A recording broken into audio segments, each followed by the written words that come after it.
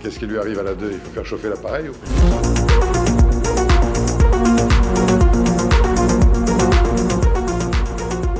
Je cite ça, de Terence, vous savez, je suis un homme et rien de ce qui est humain ne m'est étranger. Et si j'insiste beaucoup sur la généalogie de ma famille, je ne sais pas si vous avez vu ce que c'est, une bande de brutes, et j'ai été élevé là-dedans. Moi, j'ai été élevé pour... Mes parents pensaient, tu sais, ça recommencera, et tu sais, quand ça recommence, les résistants, il n'y en a pas beaucoup. Donc, tu verras, tu seras sidéré par les délateurs, les lâches, les gens qui obéissent. C'est extraordinaire. C'est l'histoire de France. Les gens qui obéissent, si vous voulez, et qui pensent, parce qu'ils obéissent, si vous voulez, ils pensent qu'on peut... C'est le procès Eichmann, vous savez, mais on a les mêmes, on a Bousquet, Papon, là je ne veux pas dire, mais enfin il y en a beaucoup qui font la même chose. Ils sont prêts à obéir, vous voyez, donc il y a le monde, j'ai expliqué ça une fois, le monde se divise entre ceux qui sont bien obligés d'obéir, parce que finalement, s'ils n'obéissent pas, ils n'ont pas de promotion, ou ils se font renvoyer, ou ils se font menacer. C'est donc le monde de ceux qui obéissent, et le monde de ceux qui ont cette chance extraordinaire de pouvoir ne pas obéir, c'est-à-dire qui ont une certaine liberté, les artisans, les gens qui ont des métiers individuellement. Moi, quoi qu'on ait pu faire, vous savez, comme médecin, je pouvais m'installer n'importe où, je pouvais aller travailler où je voulais. Donc cette liberté de ne pas obéir est une chance considérable. Et bien entendu, il faut la laisser. Donc c'était un vrai enjeu vis-à-vis de l'ordre des médecins. Moi, on ne m'a pas du tout reproché d'avoir prescrit des médicaments hors AMM. Ça fait partie du métier de médecin, de faire des médicaments hors AMM. Et si vous condamniez tous les gens qui font des prescriptions hors AMM, il y a à peu près 70% des prescriptions en pédiatrie qui sont hors AMM. Parce que la NSM n'a pas voulu prendre la responsabilité de dire qu'on pouvait les donner chez les enfants parce que les études n'avaient pas été faites. Donc, vous voyez, si vous empêchez... mais le vrai problème, c'est pas ORMM, c'est l'hydroxychloroquine dont nous, on finit par montrer qu'on pouvait sauver quelques milliers de personnes si on s'occupait des gens. C'est ça le problème. J'espère que ça deviendra une règle, si vous voulez, pas... Alors, bien sûr, pour les chercheurs individuels, mais vous savez, il n'y a pas de mystère. Il faut bien avoir des mobiles dans la vie pour faire les choses. Moi, le mobile, de l'argent, j'y crois beaucoup, beaucoup, beaucoup. Je sais que ça existe. Et donc, si ce que moi, j'ai initié là pour ce travail des 30 000 qui est online maintenant, eh bien, les 30 000 cas, on a fait vérifier par un huissier que tous les cas qui avaient été soignés avaient été inclus, que tous les traitements venaient d'une source qui n'était pas la nôtre, mais celle de la pharmacie des hôpitaux, et que ce que nous étudions, c'est-à-dire la mort, venait non pas de notre analyse, mais de l'INSEE. D'accord ? C'est-à-dire que c'est des données non manipulables. D'accord ? Et bien entendu, ces données-là vont être disponibles pour qui voudra travailler. D'accord ? Donc, ce qu'on donne là-dedans, mais c'est justement, vous savez, c'est quand on essaie de vous reprocher et qu'on vous reproche des choses, moi je ne pouvais pas imaginer qu'un jour les gens disaient que j'avais inventé des résultats ou les études sur la tuberculose. C'est intéressant, vous avez vu que ça fait plouf, c'est ça, c'est le Shadok avec l'essuie-glace.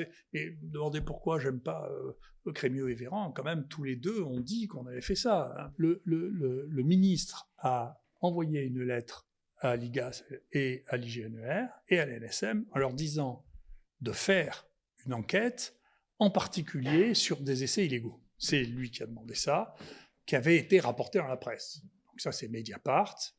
Je sais très bien qui a monté cette histoire, c'est un petit groupuscule d'extrême gauche, je sais très bien qui c'est.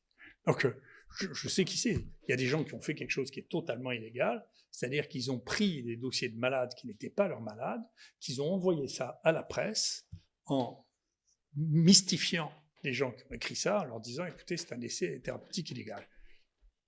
Très bien, la NSM est venue les pointouffer, ça m'impressionne bien parce que je ne suis pas très impressionnable, et la NSM est partie en disant il n'y a pas d'essai. C'est pas vrai, il n'y a pas d'essai illégal. D'accord ? Donc, l'histoire pourrait être terminée, elle ne l'est pas parce que, bien entendu, moi je ne peux pas admettre que l'on utilise l'appareil d'État, voyez, pour essayer de régler des problèmes d'antagonisme sur un sujet qui n'a rien à faire. Donc, d'utiliser la diffamation et l'appareil d'État, voyez, pour nuire à quelque chose qui est quand même le bijou des maladies infectieuses de ce pays, ça, je pense que c'est extraordinaire. C'est profondément anormal. C'est pas moi que ça concerne, nous, ça nous a fait travailler. On a sans doute besoin, en France, mais dans l'Occident, de prendre la mesure d'un point qui est très important, c'est que le médicament n'est pas adapté à notre structure évolutive de l'Occident tel qu'il fonctionne depuis le 19e siècle. C'est-à-dire que le brevet, qui a une durée de vie limitée, 20 ans, peut s'adapter à de la technologie qui peut devenir obsolète au bout d'un certain temps, mais pas à des molécules chimiques. La chimie, c'est éternel. Une fois que vous avez découvert une molécule, elle est éternelle. Donc dire qu'elle va pouvoir être utilisée pendant 20 ans, et seulement 20 ans, est une énorme bêtise. Or, depuis qu'on fait de la chimie pour les traitements, ou qu'on identifie les produits naturels, qu'on les purifie, qu'on les synthétise, eh bien, on a accumulé un capital moléculaire qui est absolument inouï. Mais les deux idées majeures de l'industrie pharmaceutique au départ, c'est une maladie, un produit, d'accord ? Et puis, bien entendu, on ne peut pas rendre obsolètes des molécules chimiques. Donc, on essaie de faire croire que les molécules nouvelles pour la même question sont plus efficaces, ce qui la plupart du temps n'est pas vrai. Et puis ce qu'on fait, ce qu'on voit maintenant, c'est comme ça qu'on finit par plus avoir d'antibiotiques de base, c'est que les antibiotiques génériques, on veut les payer le plus bas possible, et que donc il y en a qui les payent plus cher que nous, et donc nous on n'en a plus, d'accord ? Mais le même produit qui fera la même chose que le générique, lui, on le vendra 100 fois plus cher. Donc tout notre système est basé sur le système de Watt, du brevet, si vous voulez, pour une durée limitée. Et donc, vous voyez bien que l'obsolescence, c'est le nerf de la guerre du capitalisme actuel. Donc, vous voyez bien que les téléphones portables, vous ne pouvez pas les utiliser parce qu'ils vous saturent de nouvelles applications et que donc la mémoire est plus suffisamment importante. C'est pareil pour les ordinateurs. Et donc, comment on fait pour faire de l'obsolescence programmée pour une molécule chimique ? On ne sait pas le faire. Donc, ce qu'on fait, on ne le fabrique plus. Éventuellement, on ne l'importe plus. L'histoire de l'hydroxychloroquine, ça avait commencé à être enlevé. En réalité, c'est mon analyse, hein, pour le problème de la polyarthrite rhumatoïde, qui est une maladie extrêmement fréquente, dont le traitement de référence est l'hydroxychloroquine, et pour lequel arrivait un monoclonal sur le marché, dont il fallait qu'il trouve la place. Et comment vous alliez dire aux gens qui prennent depuis 10 ans un médicament qui les soigne très bien, qu'il faut qu'ils arrêtent et que la sécurité sociale leur payera un médicament qui coûte 30 fois plus cher. Donc l'obsolescence, ça c'est une vraie stratégie, et je peux vous dire que c'est des personnes les mieux placées de tout ce pays qui m'ont expliqué ça. L'obsolescence des médicaments génériqués, c'est une stratégie pour laisser la place à des nouveaux médicaments.